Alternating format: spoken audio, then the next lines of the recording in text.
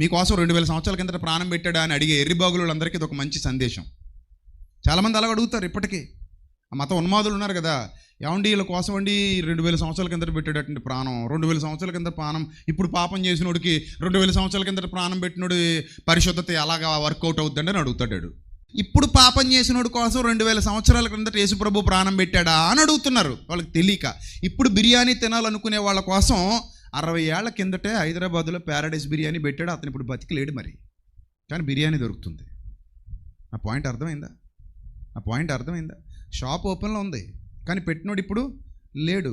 ఇప్పుడు కోటయ్య కాజా తినాలనుకునే వాళ్ళకి కాకినాడలో కోటయ్య కాజా ఎప్పటికే దొరుకుతుంది, కానీ కోటయ్య లేడు. కానీ కోటయ్య కాజా ఏర్పాటు చేసి కోటయ్య వెళ్ళిపోయాడు, కానీ కోటయ్య కాజా కాకినాడలో దొరుకుతుంది. అర్థమైందన్న పాయింట్ మీకు? యేసుప్రభు 2000 సంవత్సరాల క్రిందట రాజ్యస్థాపన జరిగించి రాజ్యాన్ని ఇక్కడ ఏర్పాటు చేసేసి పరలోకానికి వెళ్ళి కూర్చున్నాడు. ఆయన తన అనుచరులకు రాజ్యాన్ని అప్పగించాడు. మరలా వచ్చి రాజ్యాన్ని తీసుకెళ్ళి తండ్రి సన్నిధిలో నిలబెడతాడు. ఇది మన విశ్వాసం. యేసుప్రభు పరలోకంలో ఉన్నాడు, రాజ్యం భూమి మీద ఉంది. పరిశుద్ధాత్ముడు ఇక్కడ కాపరిగా ఉన్నాడు. రాజ్యం అయితే ఉంది. రాజ్యం లేకుండా ఎలా ఉంటుంది? సూర్యుడు నిలిచి ఉన్నంత వరకు ఆ రాజ్యానికి ఏముండదు అన్నాడు దానియేలు గ్రంథంలో. అంతం లేదు దానికి. అంతం లేని రాజ్యం ఇక్కడ ఉంది. గాంధీ గారు సంపాదించిన స్వతంత్రం ఇంకా మనం అనుభవిస్తున్నాం. గాంధీ గారు ప్రభు దగ్గరికి వెళ్ళిపోయారు, అంటే ప్రభు అధీనంలోకి వెళ్ళిపోయారు. గుర్తుపెట్టుకోండి, గాంధీ గారు ప్రభు అధీనంలోకి వెళ్ళిపోయారు. ప్రతి మానవుడు మరణించిన తర్వాత ఎవరు అధీనంలోకి వెళ్ళిపోతారు? దేవుని అధ్యయనంలోకి వెళ్ళిపోవాల్సిందే మానవుడు. మన్ననేది వెనుకటి వల్ల ఏమైపోవాలి? మన్నైపోవాలి. కానీ గాంధీ గారు సాధించిన స్వతంత్రం నేటికి ఇక్కడ ఉంది, మనం అనుభవిస్తున్నాం. మీ నాన్నగారు మీ తాతగారు సంపాదించిన ఆస్తి వాళ్ళే సంపాదించారు ఆస్తి, కానీ మీరు అనుభవిస్తున్నారు ఇప్పుడు. కానీ వాళ్ళు ఇప్పుడు లేరు.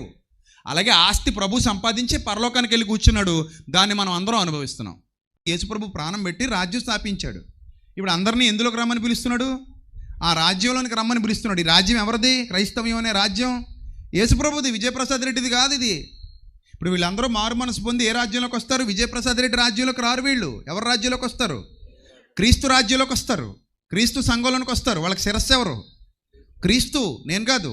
వాళ్ళకి శిరస్సు నేను కాదు, క్రీస్తు. వాళ్ళు క్రీస్తు శరీరం అనే ఆ సంఘంలోనికి వచ్చి అవయవాలుగా మార్పు చెందుతారు. కాబట్టి రాజ్యం ఎప్పటికీ ఉంది, ఎప్పటికీ ఉంటుంది. సూర్యుడు నిలిచి ఉన్నంత వరకు దానికి అంతము కలుగదు. సూర్యుడు నిలిచి ఉన్నంత వరకు దానికి అంతము కలుగదు. దానియేలు నొక్కి ఒక్కనించాడు 2వ అధ్యాయంలోనే, దానియేలు గ్రంథంలోనే చాలా స్పష్టంగా సూర్యుడు నిలిచి ఉన్నంత వరకు ఆ రాజ్యమునకు ఏం కలగదట? అంతము కలగదట. అంతము లేని క్రీస్తు రాజ్యం అది, అంతము లేని క్రీస్తు రాజ్యం. సో అందరూ కూడా క్రీస్తు రాజ్యంలో ప్రవేశించడం వల్ల పాప క్షమాపణ ఉచితంగా పొందుకుంటున్నారు. అర్థమవుతుందా? ఏం పొందుకుంటున్నారు?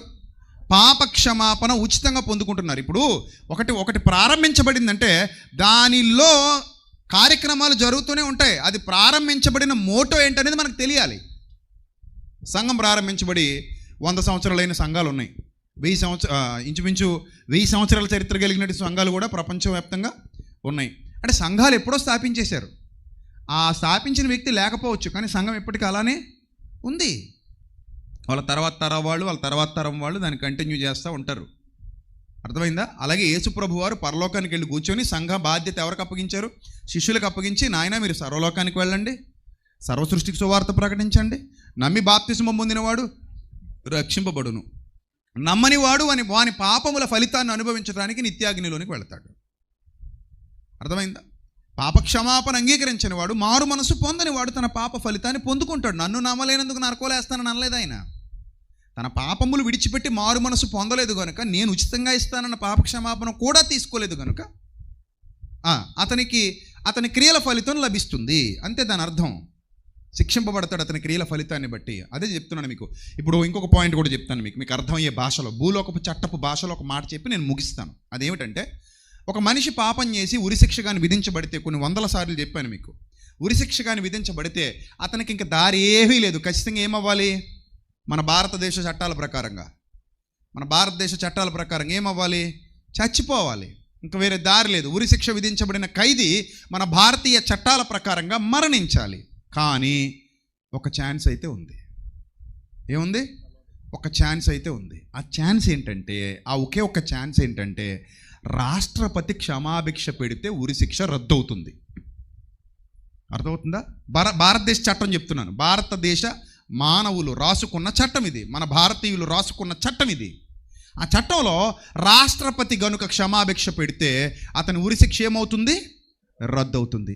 ఏమండి, రాష్ట్రపతి క్షమాభిక్ష పెడుతుంటే ఉరి శిక్ష రద్దవుతున్నప్పుడు సర్వోన్నతుడైన దేవుని కుమారుడు క్షమాభిక్ష పెడితే మన శిక్ష రద్దవదా? మనిషి రాసుకున్న చట్టంలో క్షమాభిక్ష ఉన్నప్పుడు దేవుడి చట్టంలో క్షమాభిక్ష ఉండడంలో ఏమైనా వింతుందా? మనిషి కంటే దేవుడు గొప్పవాడుగా